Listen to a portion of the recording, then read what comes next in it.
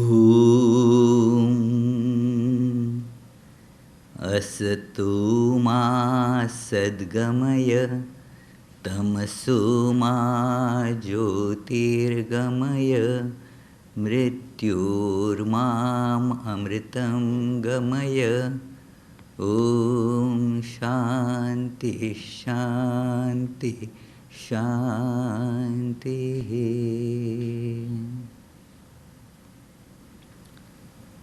Lead us from the unreal to the real, from darkness of ignorance to light of knowledge, and from death to immortality. Peace, peace, peace.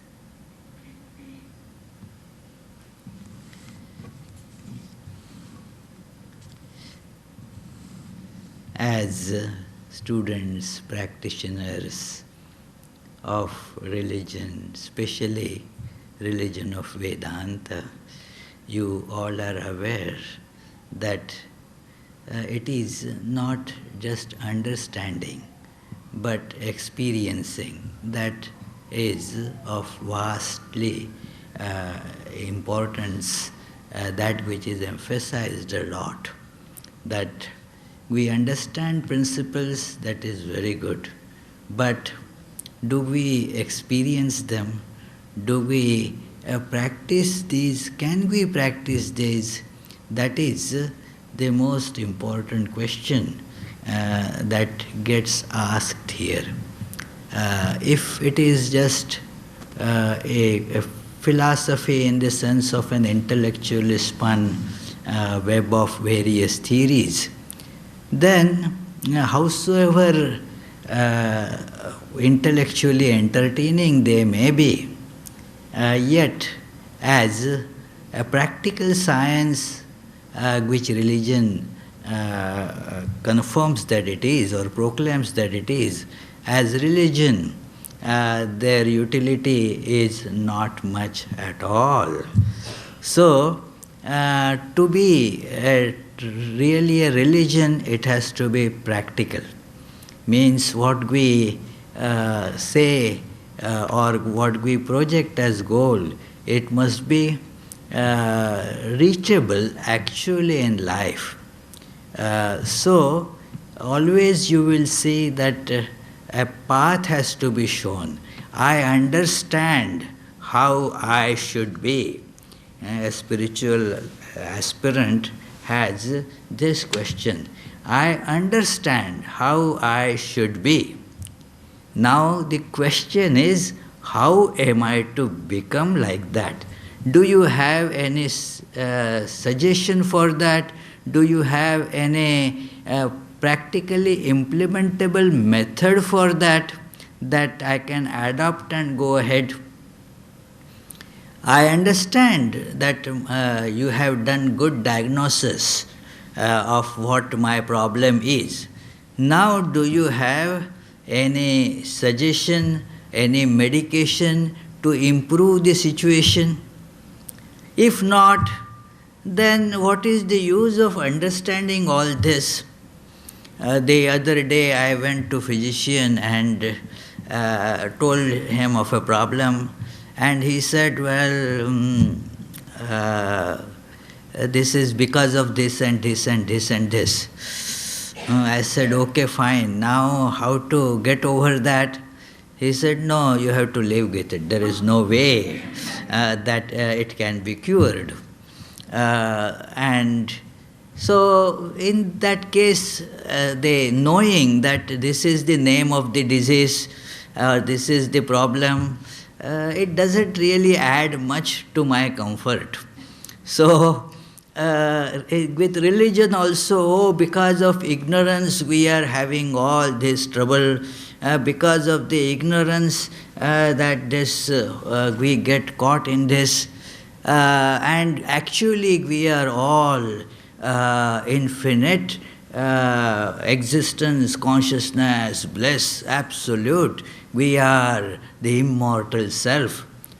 Just knowing this, and without knowing how to get there, nothing much gets added to our actual life. And therefore, we see this emphasis on what is called yoga, to experience these things practically, to implement that practically.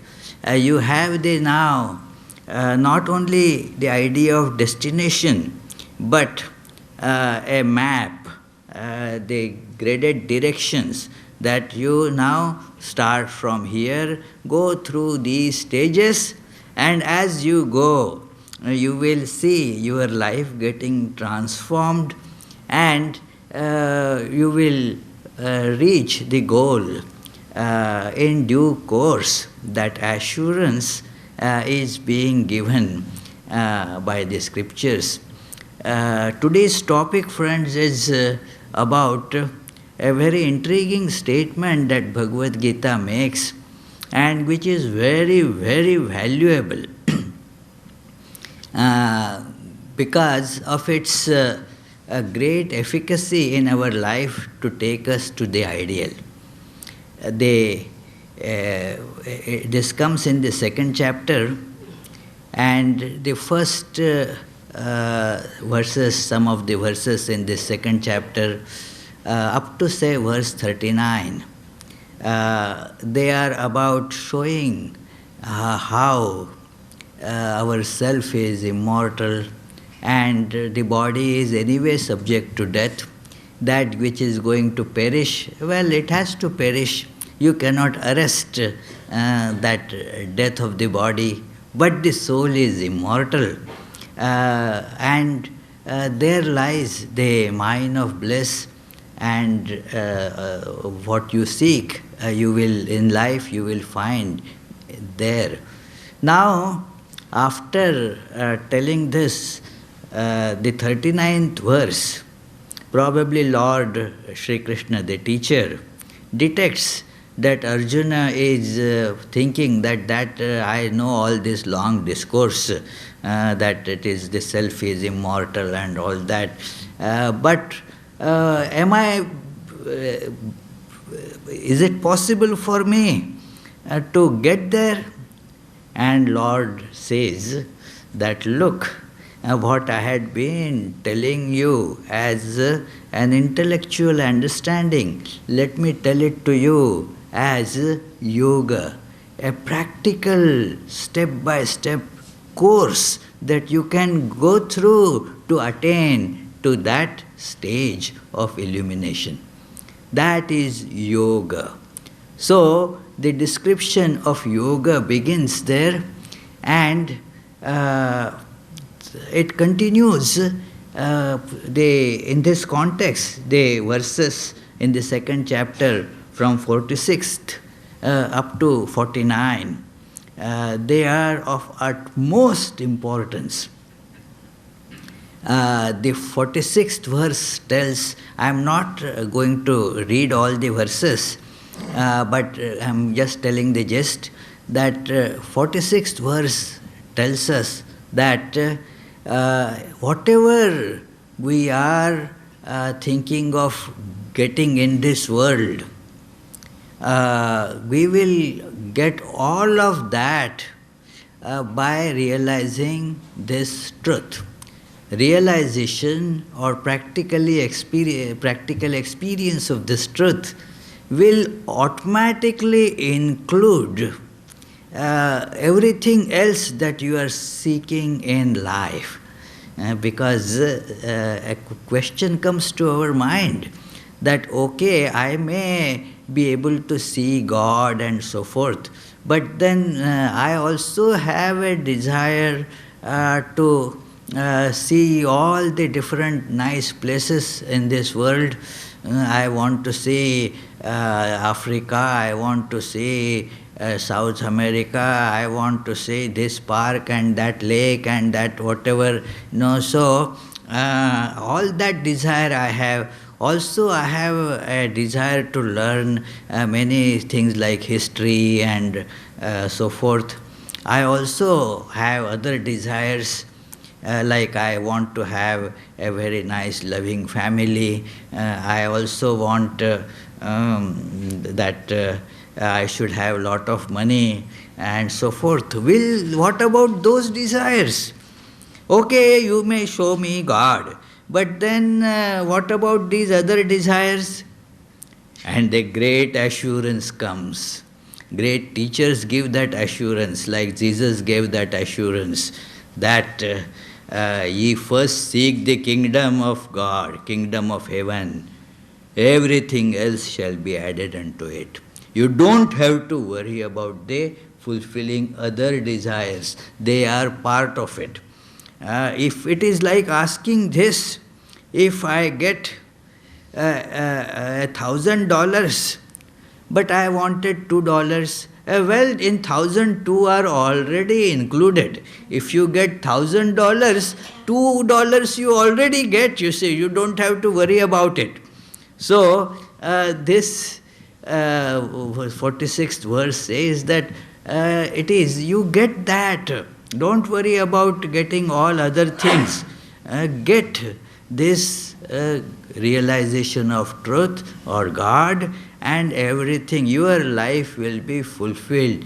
Nothing else, nothing will be falling short there. It will be a complete life, a fulfilled life, a life without any craving left anymore. And then it is said that, look, it is the whole secret of it is that turning your activity in the right direction, what is technically called a yoga of action, karma yoga, turning your activities in the right direction. And a fourfold formula has been given. First is that your authority lies only in doing work. Whatever work is at hand, just do it without attaching any expectations to it, because these expectations create bondage. So, do not expect anything. Then, like that, the third part is do not, through your expectations and attachment, do not generate more karma for you. And the fourth part is that do not get attached to laziness. So, and then after telling this, it is told that, look, like this you have to do work.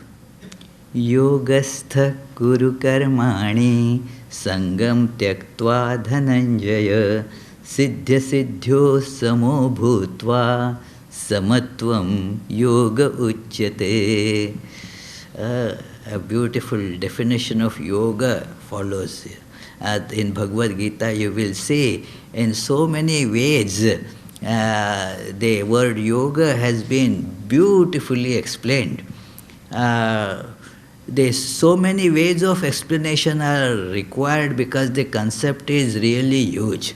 It is not definition of yoga, but it is making us understand this word better.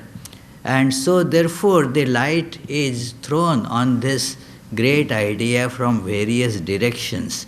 And one of them is that taking or accepting with equanimity the success and failures. It is learning to handle success as well as failure without getting ruffled by any of these. And that is called yoga. Do not get caught into that work. Do the work, don't get caught in it. Apply glue. To stick something you apply glue, but don't get stuck in the glue. That is the idea, that we go to do work and then get stuck to the work. And it is said that this is the way you should do work. Otherwise, you are wasting your capabilities of doing work. The person is called, therefore, here of a very petty mind. Like a person has a lot of wealth but is not using it, then that person is called miserly or petty minded. So, the work is a great wealth, a tremendous instrument that we have in the form of work. Now, make good use of it by realizing the truth, by making the work has the potential, the capability, the efficacy of making our life fulfilled, illumined. So make use of work in that fashion. Otherwise, you have the instrument, but you are not using it. You have a nice car, but you have just kept it in the garage, not using it at all. You just go to the gas station and fill it and bring it back. So that is not the best way of using the car. The car has capabilities of taking you to many places, so use that capability. So work has a lot of capability in transforming our life and taking it to its goal. And then it is said that that is the dexterity or intelligence in handling the work. That is where the topic comes, the title of the topic. The title has been in my mind for a long time, because in my college days when I had heard this, it was rather confusing and misleading. That yoga is described as dexterity in work, or doing the work intelligently. It is, the verse says, Durena hi avaram karma buddhi yoga dhananjaya buddhau sharanamanvecha kripana phalavhetavah buddhi yukto jahatiha ubhe sukrita dushkrite tasmad yogaya yujyasva yoga karmasu kaushalam. Endowed with wisdom, giving up the fruit resulting from action, attaining self-realization and freed from the bondage of birth, verily you go to the abode of which is free from evil. I actually read the translation of the next verse. But it is connected with it, that endowed with this wisdom, one gets rid of both good and evil here itself. Therefore, take to yoga. Yoga is the skill in work.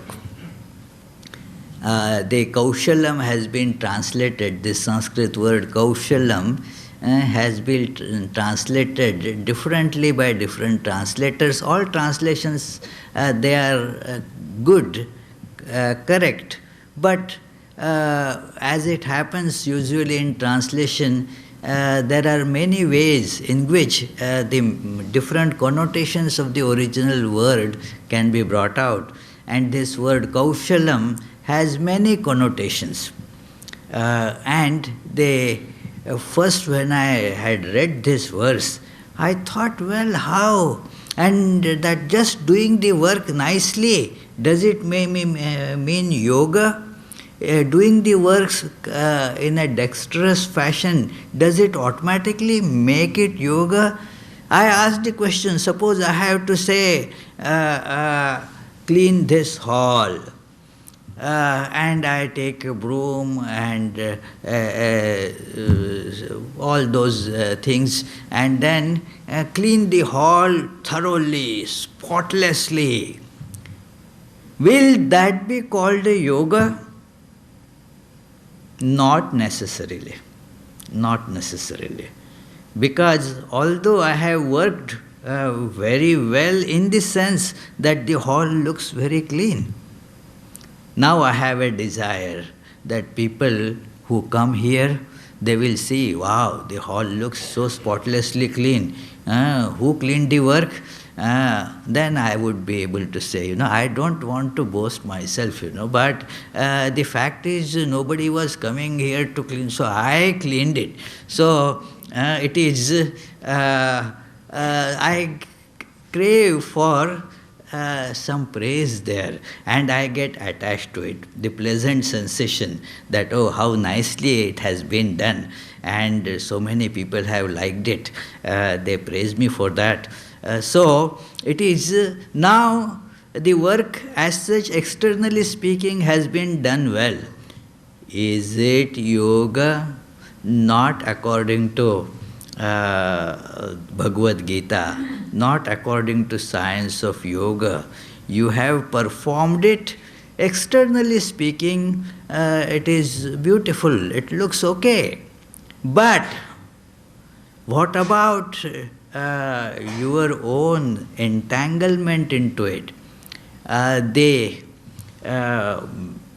intelligence in doing work is explained here as you do the work. But the works have a tendency to catch you, like glue. When you try to stick, the glue gets stuck to you and it is hard to remove. So, therefore, you do the work with such intelligence that it will never be able to catch you. It is, you will be doing it with full heart in it. It is not that you are not putting yourself 100%. You are doing work 100% sincerely. With all your efforts, they have been put in it. But still you should not get caught. Still you should never think that the work is yours. No. So that is the beauty of this, that the real skill lies in this. It is like cutting vegetable. One of our friends cutting vegetable cut the finger. So now that is not a nice way of cutting veggies. It is, you should cut smart. I saw some, some ladies, they had come here and then they were cutting the veggies. They didn't have any cutting board, just knives, using the hands, cutting like that, quick. And they were so fast. In what would take me, say, to cut with that cutting board and this and that, maybe 1 hour. They finished it in 10-15 minutes just using fingers and not a cut to the finger. I thought that, wow, if they are doing like this, I tried to warn them that, oh, please see that your finger doesn't get cut. They just smiled at me. It is because they have that skill, that those potatoes and onions and everything, celery and whatever will get nicely cut. But nothing, not a scratch on the fingers. So this is when we work. Let the work be done, but nothing will touch me. I will remain free. I will do every work without feeling that it is mine. Craving for something out of that work, that is what is making me get involved, get bound, and thus suffer. So here the skill is mentioned in that sense. The dexterity, skill, or intelligently doing work is that do the work. Many times this question came to my mind, and many others have asked this question to me, that you see, unless we put our whole soul in the work, you speak about detachment. But if I do not put myself in the work, then how that work will get done well? I have to put my whole soul in it. These are very difficult works. Unless you put your whole mind in it, you will not be able to do them well. So how can I remain what you are telling, like unattached and do it? Then it will not get done well. To get it done well, actually, I have to get fully involved in it. And that is what is actually the skill in the work. That is what it's, then the work will get done nicely, and then skillful work is that is what is called yoga by Lord Krishna. But if you look at the whole trend of the argument, it is about realization of truth.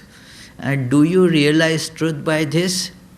Oh, friends, how much people suffer because they have intensely worked for something, and then that is done, but they are not able to take themselves out from it. It is, the mind is still there. The agony of many who retire after putting their heart and soul in some work, some project. Now they have to come out. But the life becomes so difficult. It becomes terrible.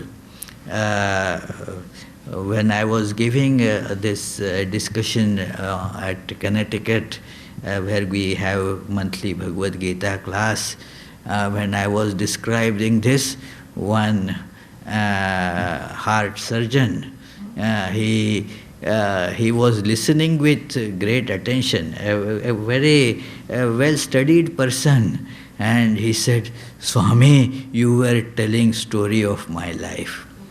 That it is so difficult to detach, to get away.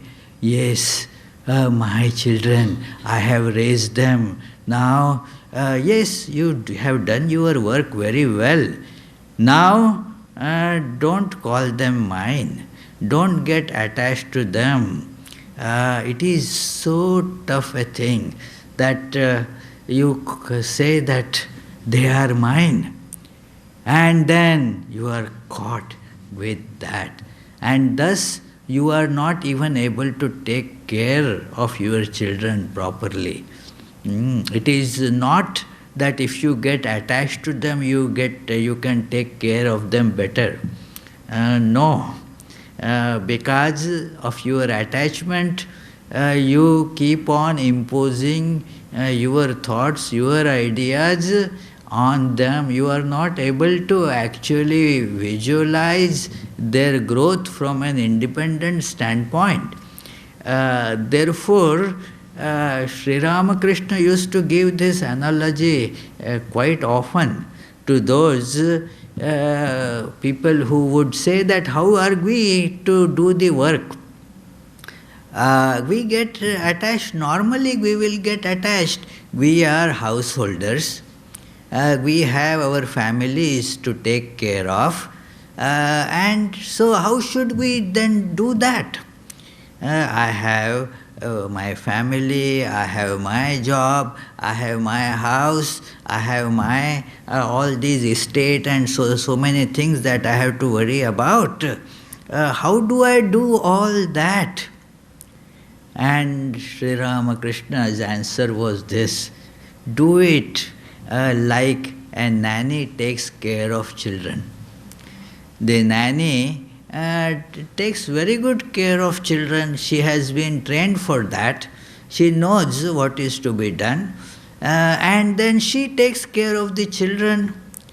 But she doesn't get attached to them. She plays with them. She, whenever as per her need, she feeds them. She does so many things, all necessary. And yet she knows that when her job, her assignment was for 6 months, and then on After 180 days, those kids, they don't mean anything to her. As such, she is not going to work with them. So, this is an important thing to learn, that in the world we are getting associated with so many things, so many people, even our own bodies, we get into them and do whatever is necessary as yoga. Uh, do it without getting caught. And this is a matter of practice, friends. A matter of practice in the sense, initially as one begins, one will meet failure. That, well, I still get caught. And many, therefore, just give it up, thinking that it is a hopeless task. But if we continue, it is a long journey, and if we continue, we will see that we will progress towards the destination. We have to be very patient. In a long journey, we have to be quite patient.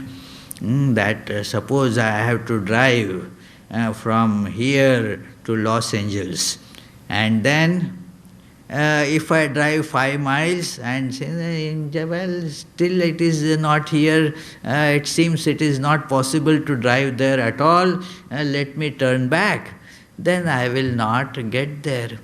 We have to remember that it is a very long commitment to spiritual practice that gradually makes the advancement to this goal possible.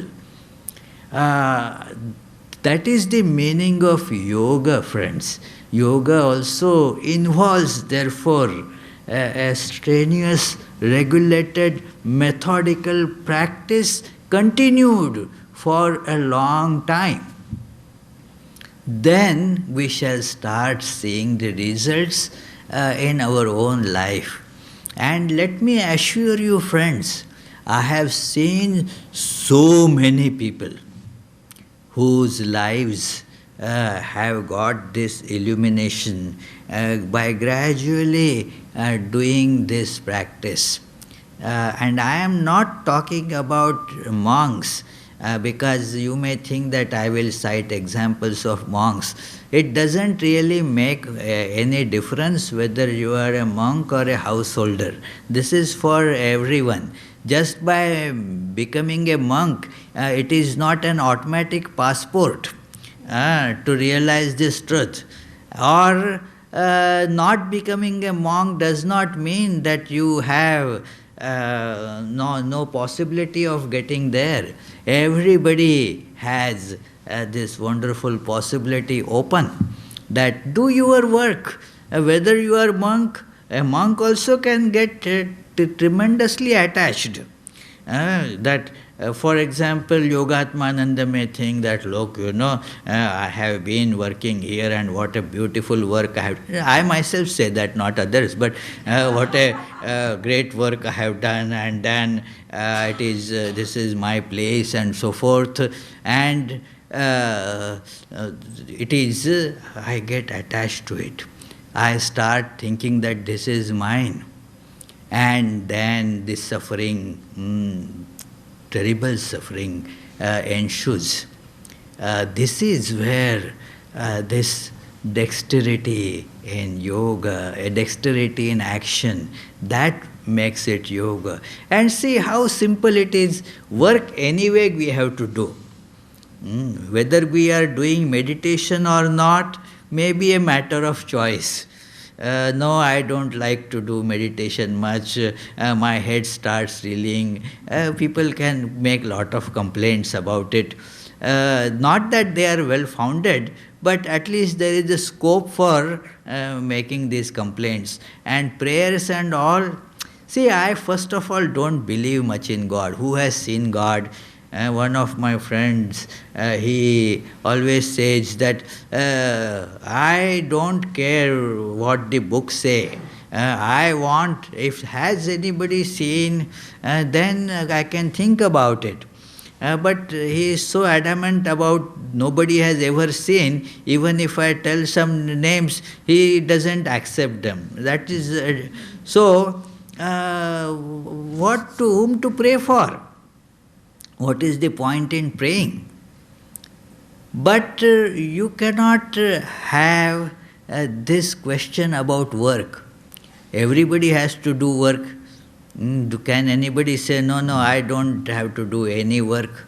Everybody, every single person alive has to do some or other work.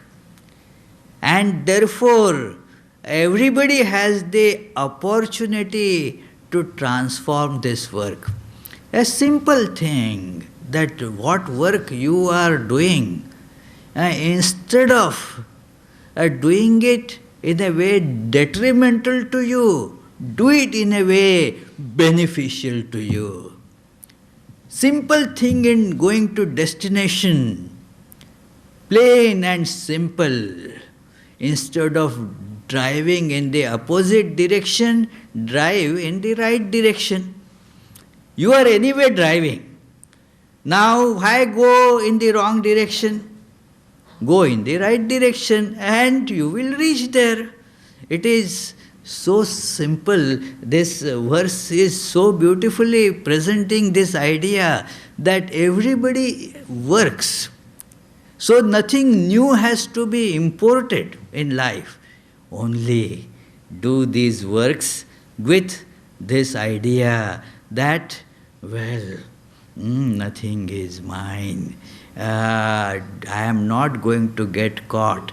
The work comes to me and I do it, that's fine. Like it is winter, I have to go out, I put on the thick jacket. Now, after coming back, if I am attached to the jacket, imagine what will happen. Terrible discomfiture. I will not be able to do anything tied in that thick jacket. So, I should have the freedom to come out of it. It is similarly, the work is like a jacket that we take on. Take it. It is necessary that you have to take it. Now, after the work is done, don't get caught in it. You should be able to take the jacket of work off, done, finished. And this is the yoga. To have this skill to open and take it out, that is the skill in yoga. Another analogy, you can see it, that it is, we live in, say, our homes. What is the difference between our home and a prison? If you are put in a, say, correction facility, then you cannot say that, okay, let me just go and have a trip to New York. No, you are to remain there till your time is over. You have been put there for 7 years, so till the 7 years, you have to be there. No choice. That it is, now I am getting a little bored, so let me go out and visit my friends in Florida. No chance. It is, our works have become prisons for us. When we perform it in a non-yogic way, these works become prisons. We get caught in them. We go there and get caught. If we make the work as our home, that is great. Whenever you need to do, get there. But then you can go out of the house also. It is when that the door is there for you. You have the choice. That okay, today I want to go to a movie. Okay, you get out and then go somewhere. It is fine. But with prison, it is not possible. So let us not make our work our prisons. So this is the idea, that this is the dexterity.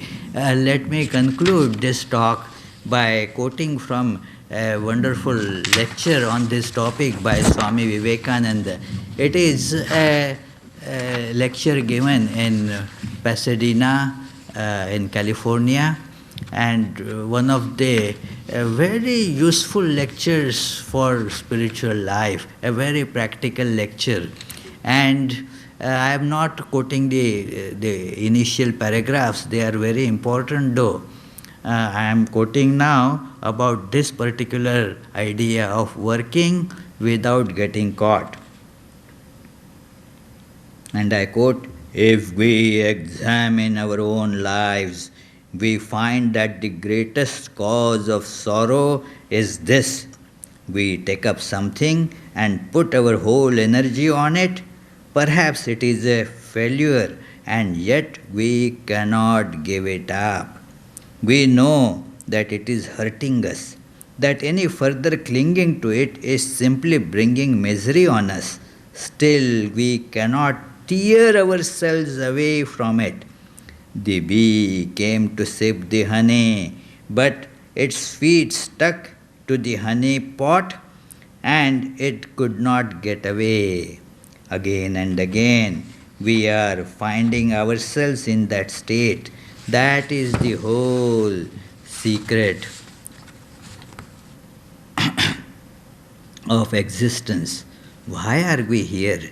We came here to sip the honey, that is to be blissful. And we find our hands and feet sticking to it. We are caught, though we came to catch. We came to enjoy, we are being enjoyed. We came to rule, we are being ruled. We came to work, we are being worked. All the time we find that, and this comes into every detail of our life. This is where we need to examine our lives, run our life under this scanner and see. We are being worked upon by other minds, and we are always struggling to work on other minds. We want to enjoy the pleasures of life, and they eat into our vitals. We want to get everything from nature, but we find in long run that nature takes everything from us, depletes us, and casts us aside. Had it not been for this, life would have been all sunshine. Never mind, with all its failures and successes, with all its joys and sorrows, it can be one succession of sunshine if only we are not caught. That is yoga, friends. That is the one cause of misery. We are attached. We are being caught. Therefore, says the Gita, work constantly, work, but do not get attached. Be not caught. Reserve unto yourself the power of detaching yourself from everything. It is, this is the secret of yoga. This is the dexterity, skill and intelligence way of performing our day-to-day work. That do the work with all mind and heart, and yet keep that power to give it up, not getting caught in any of it. And this is the way by which that ultimate illumination is sure to come to us. There is no doubt about it. After a few verses and later again in the a couple of chapters later, Lord, while speaking about this, has assured that look, lots and lots of people have tried this and have become illumined. So you also be confident that the illumination will come to you as well if you follow this straightforward and very simple path. Do you agree it is simple? Straightforward? Yes or no? Yes. So it is all straightforward, simple. So just we have to do it. And let us hope and pray that Lord gives us the resolve and strength to do it in our own life. Thank you, friends.